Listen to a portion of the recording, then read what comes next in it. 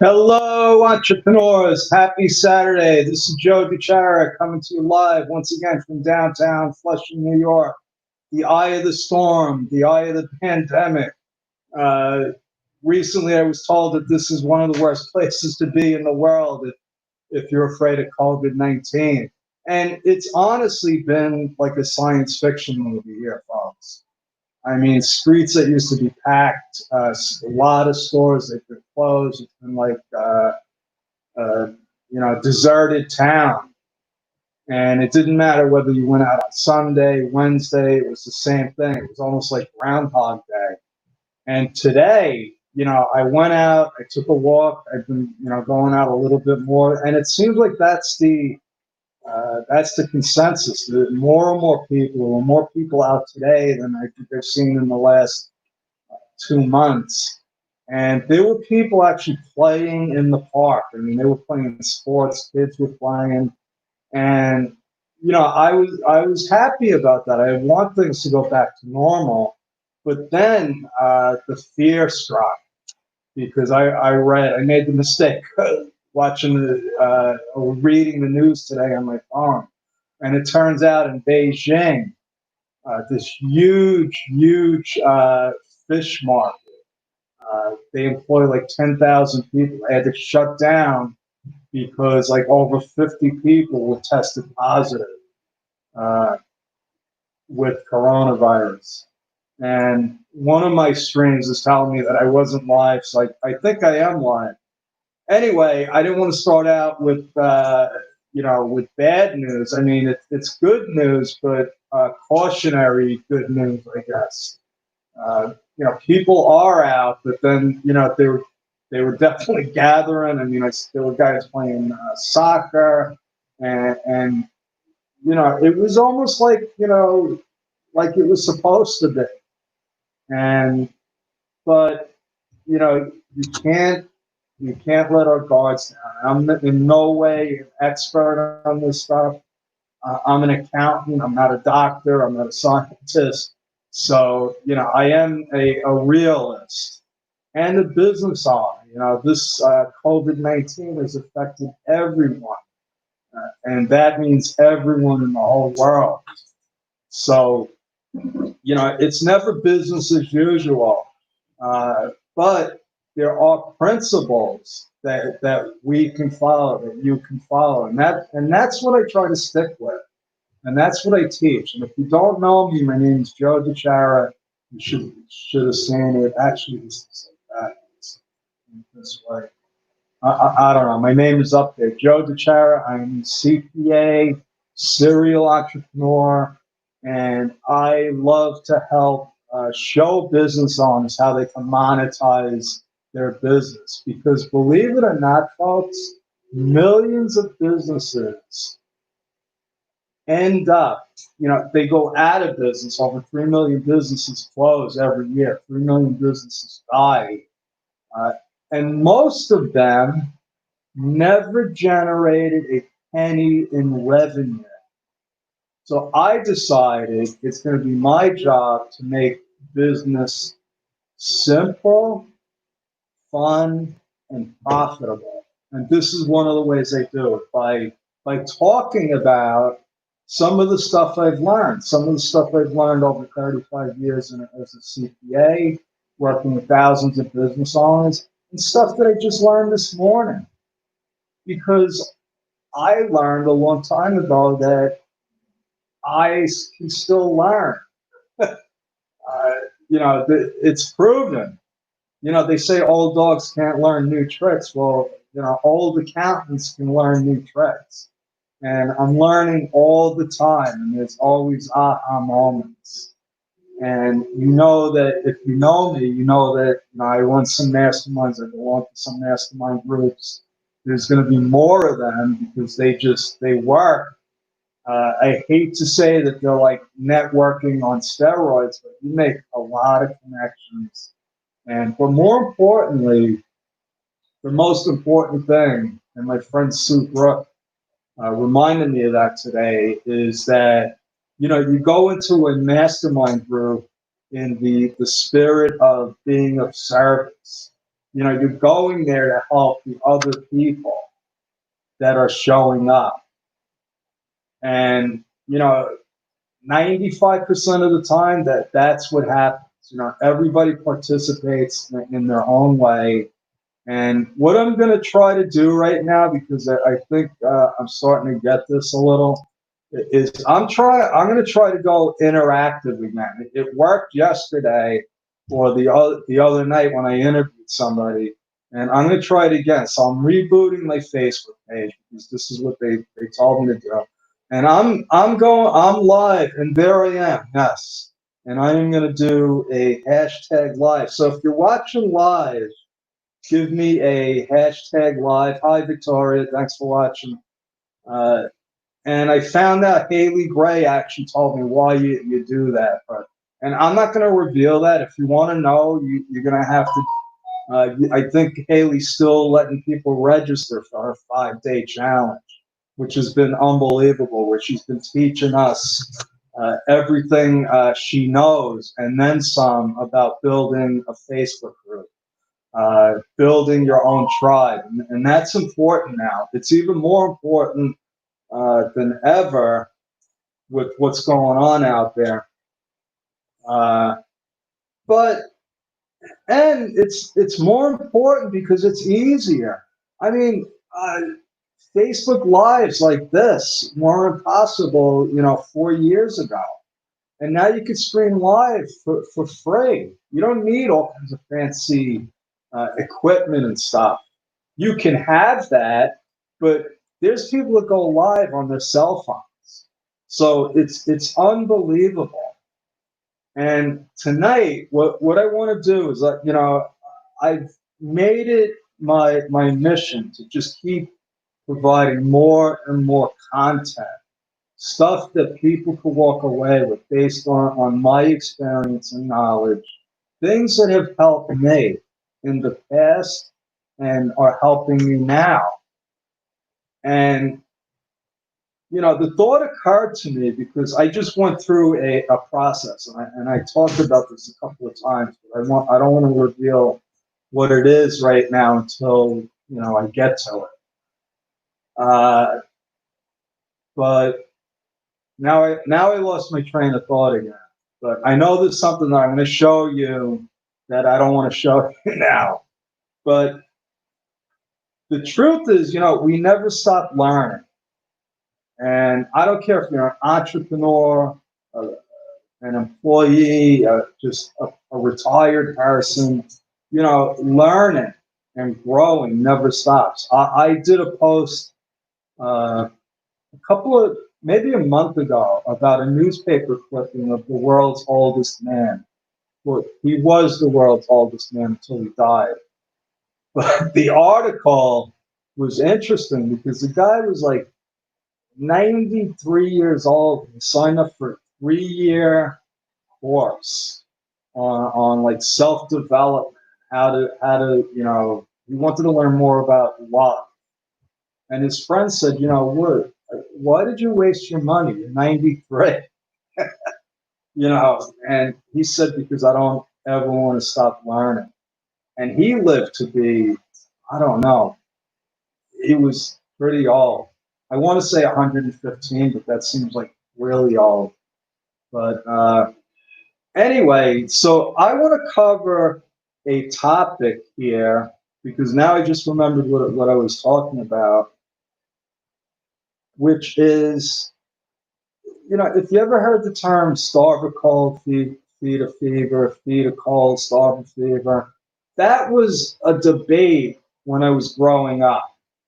Okay. And it was confusing as hell because I'm like, so what is it? I don't think I ever got the answer. But the truth is, what you want to do is try to stay healthy. They didn't make that an option. They didn't say stay healthy and don't get a cold and don't get a fever. So, in my entrepreneurial journey, I just came across another aha moment. And it wasn't that I just learned about it, because I found out I learned about it about 6 years ago with the coach that helped reveal to me what I was doing. And, one thing I want to say is that in line with that is you're only going to get answers if you're asking questions.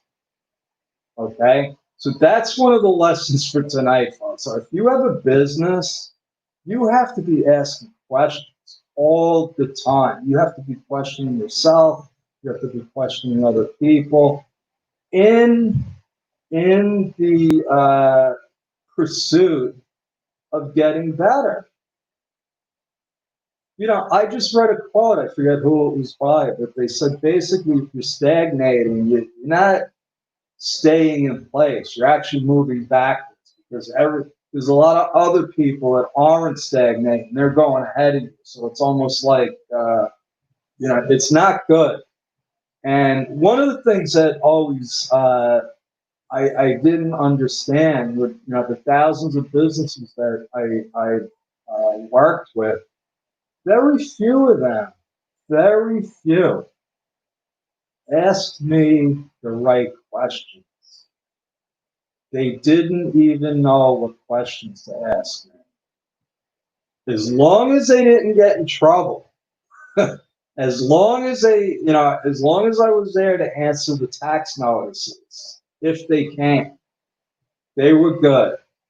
And so, but the truth is that those weren't the successful businesses.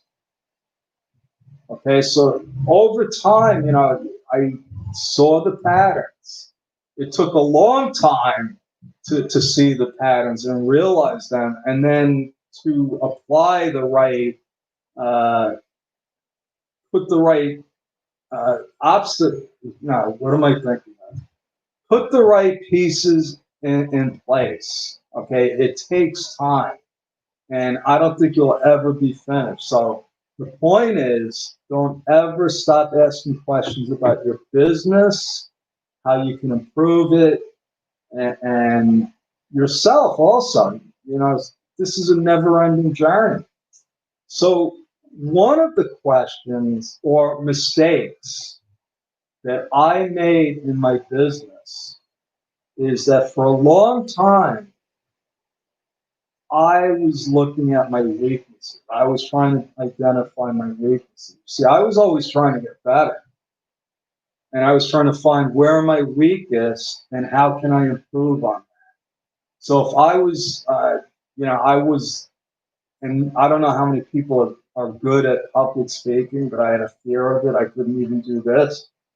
And that was a big weakness I saw. And other things that, networking. I didn't like networking. I didn't want to meet people. I was an introvert.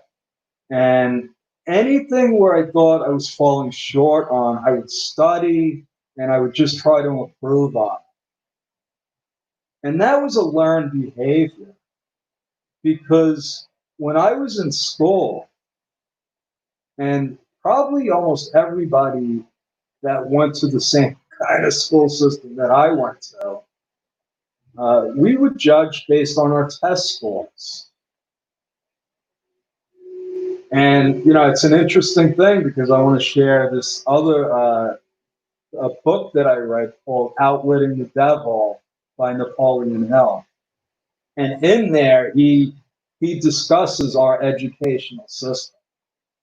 And it's really brilliant. One of the best books that I ever read, and I recommend it to everybody because it really sheds light on a lot of things that are going on now with religion, with politics, with the education system. And he was a man ahead of his time. So what I learned going to school was, if you got a 60, if you got a D, that was bad. If you got an A, you were like A1, X, you're good to go. So you wanted all A's. Now, if you got half A's and half D's, Well, you still got the D's. Those D's stand out like a sore thumb. And so that was my MO. The classes that I hated, I didn't spend time on, and I got D's. And the classes that I liked, like math, believe it or not, I loved math. Uh, Aced on, most of my math classes. Uh, Spanish, I hated that. So, so the areas that I wanted to focus on so that I didn't get those D's was the ones that I was weakest at. Yeah, it was great to get A's, but I wasn't going to graduate with D's. So, and this wasn't just getting in high school. This is throughout my whole school career. It was like, you don't want to fail. You don't want to fail. So what I was doing was I was learning how to not fail, which is a lot different than learning how to succeed. Okay. So what happened? I got less D's. I went into the C's and I got less A's. So I was like a C/B student. Basically I got by, my high school guidance counselor said I wasn't college material. That's how brilliant I was. And my parents, luckily, didn't tell me that because I might have believed it. Anyway, so I went to college. Same thing. I needed a degree to be a CPA. So I didn't look so much to get, to ace everything or do my best in every subject. I just looked to find those subjects I was weak in and do just enough to pass because I wasn't looking to ace those classes. I was just looking to not fail. And I spent a long time applying those principles to my business. And come to find out that I had it backwards. What I was doing was I was actually hitting myself with the sledgehammer. My coach at the time, Marianne Amen, said, do you like hitting yourself over the head with a sledgehammer? And I said, what do you mean? She's like, well, all you're doing is you're focusing on your weaknesses.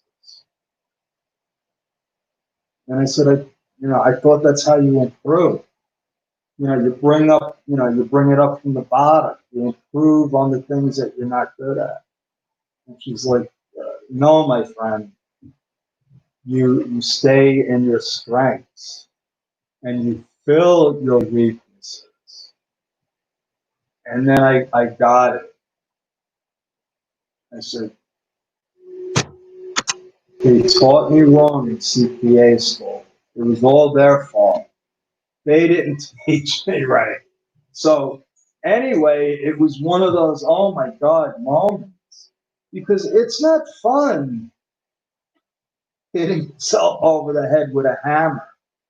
And what I didn't realize was not only was I hitting myself over the head with a hammer, I was, I can't pronounce it now, but I was hindering my success because by focusing on the things I was bad at, it lowered my confidence, it took away my energy, it made me feel like I wasn't worthy. And those are the stupid things that we say in our heads that we're not saying consciously. Another thing that they didn't teach me in CPA school, about how our subconscious drives us. And this stuff is important when it comes to business. These things, these human relationships, all of these other dynamics, marketing, wording, logistics, how you have your website, how you approach social media. It's not as simple as it used to be, and not that it was ever that simple. It's not that it's just complicated. It's complicated to begin with. It was complicated before the federal government got involved. You know, there was business going on before there was even the United States. And, you know, you enter the government and then the politics and money and taxes. And it's not just taxes, it's compliance. It goes all the way down to the local government. That it is virtually impossible for anybody to run a business successfully on their own. And so what I do as a seasoned entrepreneur, what I mean by that is I've started a lot of businesses and failed, and it was painful, and a lot of it was avoidable. And, you know, let me stop right now and just, invite you, because this is a way for me to connect with people. And another one of my friends was saying that they didn't go live. I don't even, okay, my technology here is going haywire. But I do want to connect with people. And if what I'm saying is resonating with you, I would like to invite you to book a free chat with me, timewithjoe.com.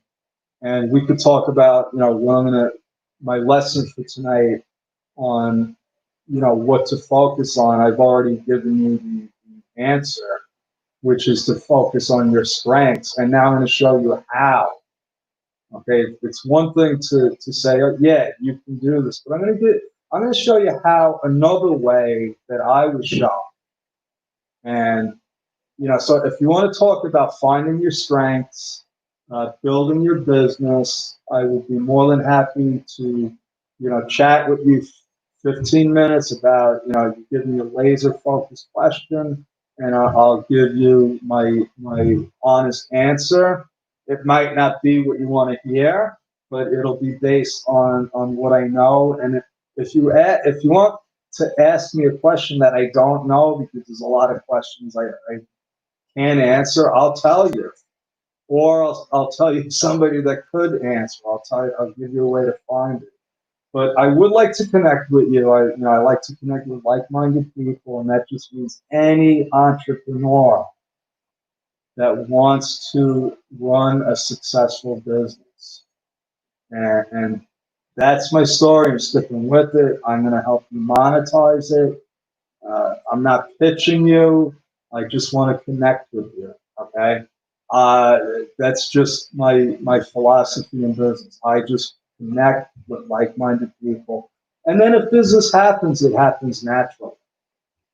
Okay. But tonight, what I want to share with you is I did do a little PowerPoint presentation. And actually, I'm going to go with this one so that you don't have to see my ugly face.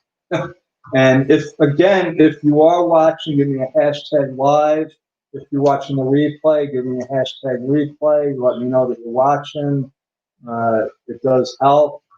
And so tonight, what we're going to talk about is the best way for you to leverage your entrepreneurial strengths. And I'm going to reveal that at the end. So you got to stay until the end. And this is not going to be a long presentation, I promise you that. So my new business coach, Larry Broughton, who is, if you don't know who he is, you should Google him. A world-class entrepreneur, actually award-winning entrepreneur of the year by an Ernst and Young Entrepreneur of the Year, which is a big achievement. Former Green Beret, owner of Broughton Hotels, and he does a lot of masterminds, coaching, and speaking. And you can find him on a Hotel Impossible, where he's a frequent host. And anyway, Larry I'm lucky enough to have him as a coach, and when he suggests something, I listen. And one of the first things he had me do was this Clifton Strengths Finder test. And this is the first thing he does before he even, we start coaching. He wants to know exactly where I am in the I think it's 34 categories that they measure. And, like I said, it does, success is about finding your strengths and capitalizing on them. You can't capitalize on them if you don't know what they are. And apparently, well, very apparently, I didn't know what mine were. I thought I knew what they were, but I never did a thorough analysis like I did with this. And it was pretty interesting. And Larry brought something out that was even more interesting that I'll share with you. But what I'd like to share with you now are the 10 characteristics of successful entrepreneurship. So these are the traits that most, well, I guess all entrepreneurs either have or don't have. Now, most entrepreneurs don't have all of that, but these are the 10 that they talk about. Number one is business focus. And these aren't in any particular order. There's just 10 of them. Confidence, creative thinker, delegator, determination. So these are all traits that are in the entrepreneur's DNA. And now there's 5 more of them. They are independent, knowledge seekers, promoters, relationship builders, and risk takers. So what you do is you take this, you answer a bunch of questions, rapid fire. They give you, a situation and you go one way or another. There's no right or wrong. And I don't know how they come up with this stuff, but scientifically, they identify what you're great at all the way down to the bottom of what you're not that great at. And what was interesting is my greatest strength is connectedness and learning. So my thing is, and then you look at the relationship builder and the knowledge seeker, and I thought about that, and I've been connecting my whole life. I believe everything is connected. I believe everything happens for a reason. There's no coincidences. Leaving out all the little details and nuances. I could just tell you with my own life that it was a never-ending cycle. I documented it, and I could see every couple of years it was like I was doing the same thing over and over again because uh, I was taking the same actions with the same attitudes. So anyway, when I looked at this, I said, oh my God, this is definitely me. These are my strengths. And so now I know that this is where I'm comfortable. I devour books. I need to keep learning. And I said that not even by design in the beginning of the show tonight. That's how I strive for success. I want to read about it. I want to learn about it. I want to talk about it. I want to see other people talk about it. And so, what do I do about those areas that I'm not so great at? And the thing that Larry pointed out was that my analytical stuff, the stuff that makes me a good accountant, was like somewhere in the middle, which, I would say I'm a good accountant.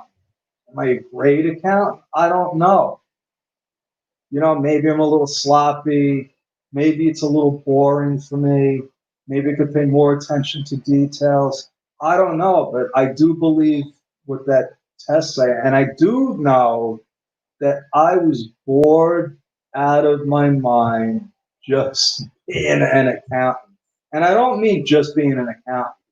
Some people are world class rock star accountants, and I know some of them. I'm friends with some of them. But only doing accounting as a business was never in the cards for me. That test pretty much says it. I'm more uh, fascinated with the connectedness. And when I look at, my philosophies on business, what I teach people about business, it's all about connecting the dots. So now, what do I do about those areas that I'm not that great at? Okay, because nobody is, 100% in all the categories. If you are, you'd have to be Superman, I guess.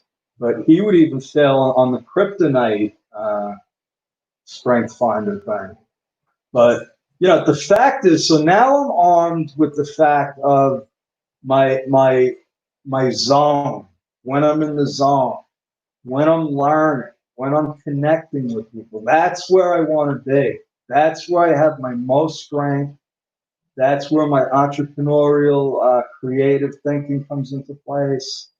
That's where I want to be most of the time if I want to take full advantage of my greatest strengths, those God given gifts, and from the experience that I've had. And I did that test about 2 weeks ago. And there's an area of my business that I've been developing. And now this has become my focus because of the test, because it identified where I was supposed to be all this time. I was like teetering, I was dabbling in this area. And I'm going to tell you exactly what it is because it's a great way for other people to fill the gaps. Because not only did I find my strengths and those areas, I don't want to say weaknesses, but areas that I'm not as strong as my strongest things, if that makes sense.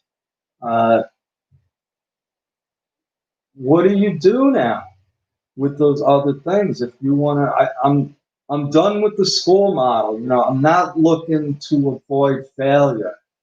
I want to monetize. I want to capitalize on as much as I can, as quickly as I can. And I found a very easy way to do it, and I'm going to share it with you in a second.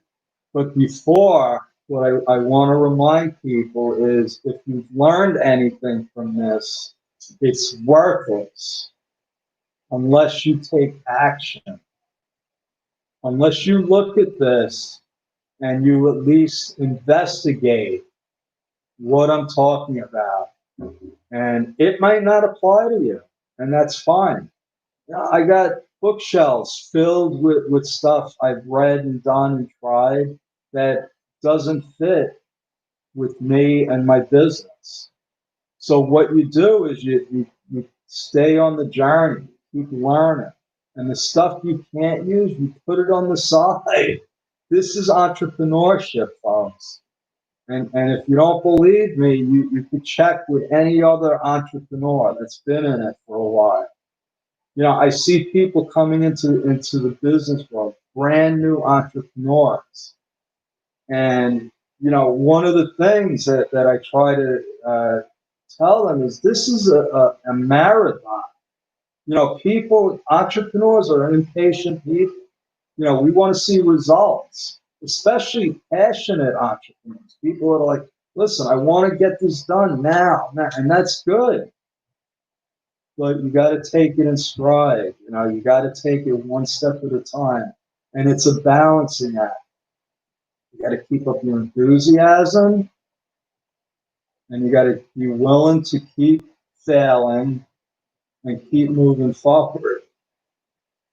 It's like Sylvester Stallone said, Rocky said, it's not how many times you hit, it's how many times you can get hit and keep moving forward. So entrepreneurs keep getting hit, meaning we keep trying stuff and not everything works, but a lot of times it does. and you keep going. So take action. Take me up on what I'm saying. Prove me wrong. Okay.